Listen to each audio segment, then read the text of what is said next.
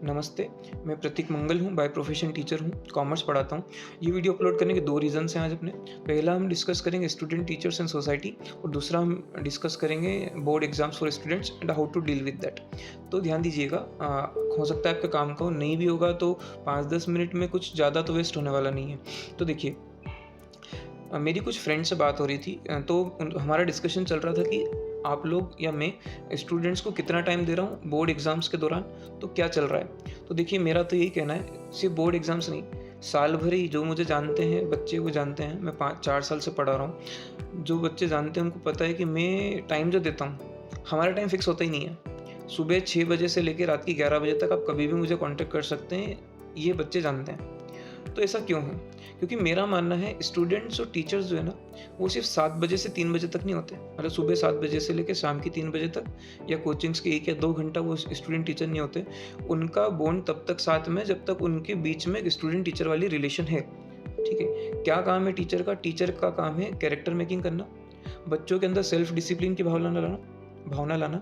Self discipline का मतलब ये नहीं है कि बच्चे चुपचाप बैठे हैं, गुमसुम बैठे हैं, बात ही नहीं करते हैं। सेल्फ डिसिप्लिन का मतलब है बच्चों को अपनी एनर्जी कहाँ पे खर्च करना है उसके बारे में पता हो, कैसे उनका टाइम का यूटिलाइज़ेशन करना उसके बारे में पता हो, कैसे वो पढ़ाई करे, कौन-सी पढ़ाई उसके लिए इफ़ेक्टिव होगी, कौन-सी पढ़ाई उसके काम की नहीं है। स्पोर्ट्स हैं तो कैसे स्पोर्ट्स उसको खेलना चाहिए या किस चीज़ में वो आगे जा सकता है, करियर ऑप्शंस क्या हो सकते हैं।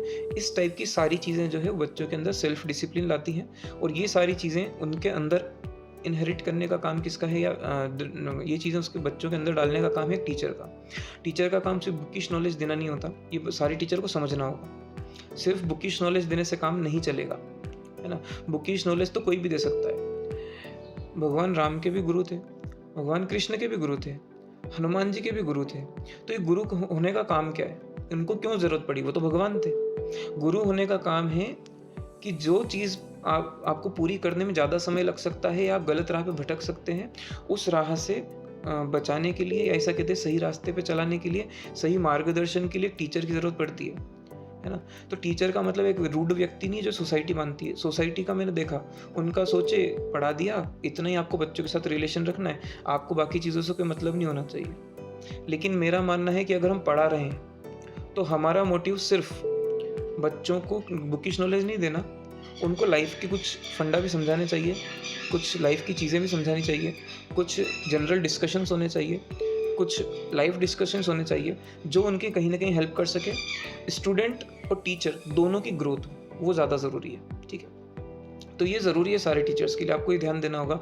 आपको सिर्फ़ बुकिश नॉलेज पे ध्यान ना देते हुए, आपको स्टूडेंट्स को सारी चीज़ें समझानी होगी, जो उनकी लाइफ के लिए ज़रूरी है and in a fun way. हमेशा रूड होंगे तो काम नहीं चलेगा, है ना? अच्छा, मतलब इसका मतलब ये नहीं है मैं हमेशा मस्ती करवाता हूँ। जो मेरे स्टूडेंट्स वो जानते हैं, है ना? मतलब डाँट भी बहुत खाते हैं सारी चीज़ें, क्योंकि एक टीचर है, तो वो एक तरीके का फ्रेंड है, एक तरीके का पेरेंट है, एक तरीके का बड़ा भाई या बहन है ना? और एक टीचर तो है ही। तो इतने सारे रोल्स एक टीचर निभाएगा, तो डाँटेगा भी सही। लेकिन हाँ, बच्चे बुरा मान जाते हैं तो मनाने का काम भी करते हैं। तो दोनों ही ये टीचर स्टूडेंट रिलेशनशिप में आते हैं। तो मेरा तो यही मानना है कि देखो, टीचर को चाहिए क्या? ये स्टूडेंट को समझना होगा।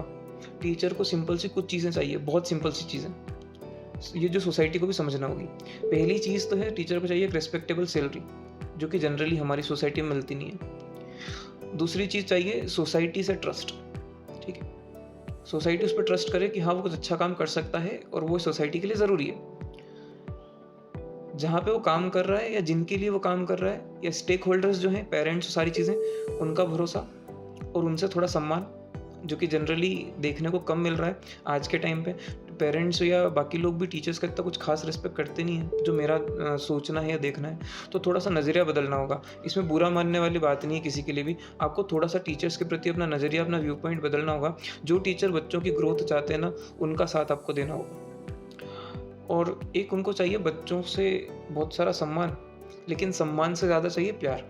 मेरा ये मानना है। अगर बच्चे टीचर से प्यार से बिहेव करेंगे, प्यार से उनके साथ रहेंगे या सही से उनके साथ डील करते हैं बच्चे, तो उसमें बेनिफिट ये हो जाएगा कि टीचर्स और बच्चों के बीच में एक बॉन्ड क्रिएट होगा और वो बॉन्ड दोनों की ग्रोथ में काम आएगा, दोनों का डेवलपमेंट करने में काम आएगा, ठीक है। तो ये कुछ चीज़ों टीचर को चाहिए होती है ना। बच्चों को क्या चाहिए होता है, जो मैं भी स्टूडेंट था तो मुझे भी याद ही होगा बच्चों को क्या चाहिए। बच्चों को चाहिए टीचर उन पर ट्रस्ट करे, ठीक है। बच्चों को चाहिए टीचर उनको सही नॉलेज दे, बच्चों को चाहिए सही मार्गदर्शन, बच्चों को चाहिए थोड़ा टाइम टाइम पे मस्ती भी होना चाहिए, फन भी होना चाहिए, बिल्कुल बोरिंग लेक्चर्स ना हो, है ना। ये कुछ चीज़ें बच्चों को चाहिए। तो ये चीज़ें टीचर को देना पड़ेगी और जो टीचर को चाहिए वो टीचर को मिलना पड़ेगा। और ये सारी चीज़ें करने में कौन हेल्प करेगी, हमारे आसपास का एनवायरनमेंट। अगर हम वातावरण चेंज कर दें, टीचर्स के प्रति जो लोगों की सोच है उसको चेंज कर दें, स्टूडेंट टीचर का जो बॉन्ड है उसके प्रति लोगों की सोच चेंज कर दें, तो शायद इससे बेनिफिट मिल जाएगा, ठीक है। मतलब हम सोसाइटी, स्कूल्स, कोचिंग्स, जितने भी स्टेक होल्डर्स हैं, पेरेंट्स, स्टूडेंट्स, टीचर्स, सब मिलके काम करेंगे तो शायद पॉजिटिव रिजल्ट्स आएंगे, मेरा ऐसा मानना है। क्योंकि अब हमको थोड़ा सा सोसाइटी को चेंज करना पड़ेगा, क्योंकि जो अब समय है वो है कैरेक्टर मेकिंग का। कैरेक्टर मेकिंग के थ्रू ही नेशन बिल्डिंग हो सकती है। नेशन बिल्डिंग तभी होगी जब टीचर्स और स्टूडेंट्स और सोसाइटी मिलकर काम करेंगे, ठीक है। अब हम आते हैं एक इम्पॉर्टेंट टॉपिक पे जो कि अभी ज़रूरी है, वो है बोर्ड एग्ज़ाम्स। कैसे आप टीचर्स बोर्ड एग्ज़ाम के साथ डील करें, कैसे स्टूडेंट्स बोर्ड एग्ज़ाम के साथ डील करें। तो एक बात याद रखिएगा, मैं हमेशा अपने बच्चों को भी कहता हूँ, अपने बच्चे मीन्स मेरे स्टूडेंट्स, है ना, कि ये जो 3 घंटे का पेपर है, ये 3 घंटे का पेपर फ्यूचर डिसाइड नहीं करता, लेकिन ये 3 घंटे का पेपर बहुत कुछ डिसाइड करता है। कैसे आप स्ट्रेस मैनेजमेंट करते हैं ना, बहुत ज़रूरी है। क्योंकि 3 घंटे में आपने स्ट्रेस मैनेजमेंट सही से किया, सही से अपने स्ट्रेस को कंट्रोल किया है, एनर्जी को सही से यूटिलाइज किया है, फोकस के साथ काम किया है, तो आपने जितना भी साल भर में पढ़ा होगा उसको आप अच्छे से चैनलाइज करके लिख पाएंगे। अदरवाइज क्या होगा, आपको आता बहुत कुछ होगा, आपने पढ़ा भी बहुत कुछ होगा, लेकिन आप घबराहट के कारण काम बिगाड़ देंगे। तो आपको अपने एग्ज़ाम लेने का कारण ये थोड़ी आपको कितना याद है ना। ये हमारा एजुकेशन सिस्टम की सबसे बड़ी खामी है। बच्चों को ये बता दिया जाता है कि एग्ज़ाम का मतलब क्या, अच्छे मार्क्स लाना। सही है, अच्छे मार्क्स लाना है, लेकिन एनर्जी का सही यूटिलाइजेशन करके अच्छे मार्क्स लाना है, ठीक है। दूसरी चीज़ टीचर्स को समझना होगी, पेरेंट्स को समझना होगी, स्कूल्स या कोचिंग्स को समझना होगी कि बच्चों पे बर्डन डालने से काम नहीं चलेगा।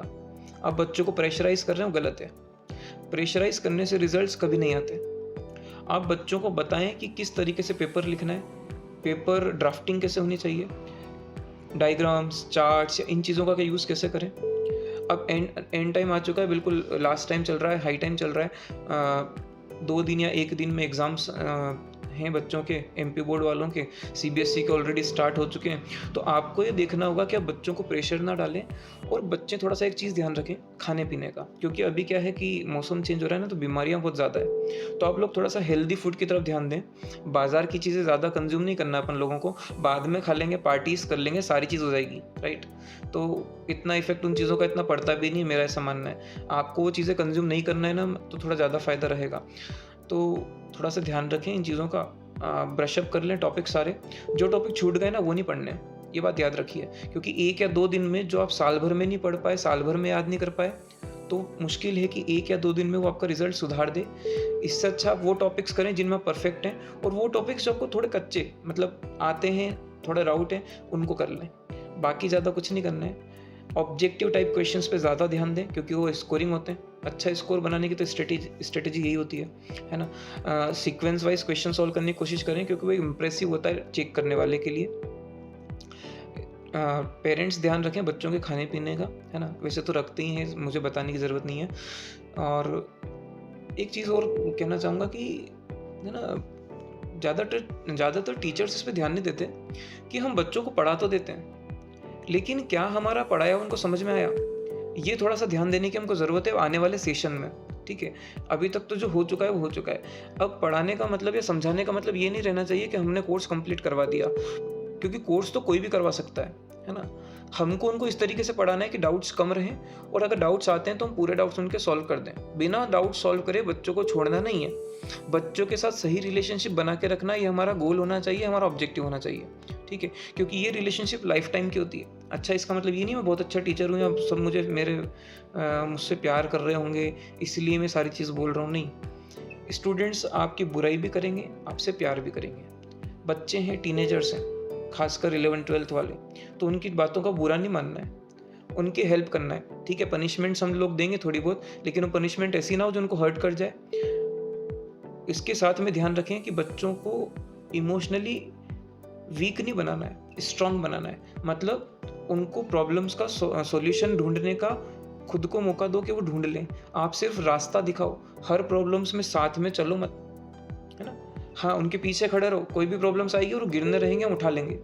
क्योंकि मैं एक बात बताता हूँ, बच्चों को भी बात ध्यान देना चाहिए और स्टेक होल्डर्स को भी, कि एक मम्मी जो होती है, मदर, मैंने ऐसा कहीं पढ़ा था कि वो माँ जो है वो अपने बच्चे को गोदी में उठाती है। उसका रीज़न ये होता है कि वो चाहती है कि मैं जहाँ तक देख पा रही हूँ मेरा बच्चा भी वहाँ तक देखे और खुश रहे। एक फादर जो होता है बच्चे को कंधे पे बिठा लेता है, इससे ये साइकोलॉजी डिराइव होती है, पता चलती है कि एक बाप वहाँ तक बच्चे को पहुँचाना चाहता है, एक पिता वहाँ तक बच्चे को पहुँचाना चाहता है जहाँ तक वो खुद भी नहीं देख सकता या खुद भी नहीं पहुँच पाया। लेकिन पता है टीचर क्या है? एक टीचर है जो मुंबई में डब्बे वाले होते हैं, उनके जैसा होता है एक टीचर। बहुत सारे कैरेट्स या बहुत सारे टिफिन्स या बहुत सारे बच्चों को सिर पे लेके चलता है और वो बच्चों को वहाँ पहुँचाना चाहता है जहाँ शायद वो भी नहीं पहुँचा, ठीक है। तो ये बच्चों को ध्यान रखना चाहिए, है ना। तो ये कुछ चीज़ें हैं, वो बच्चों को वहीं पे उतारेगा जहाँ बच्चों का स्टेशन है। लेकिन इसका मतलब ये नहीं है कि रिलेशनशिप ख़त्म, दूसरे दिन फिर आएगा, फिर से उन बच्चों से बात करेगा, फिर से उन बच्चों से डील करेगा और वापस से उनकी हेल्प करेगा। तो स्टूडेंट्स और टीचर्स को समझे सोसाइटी, ये ज़रूरी है।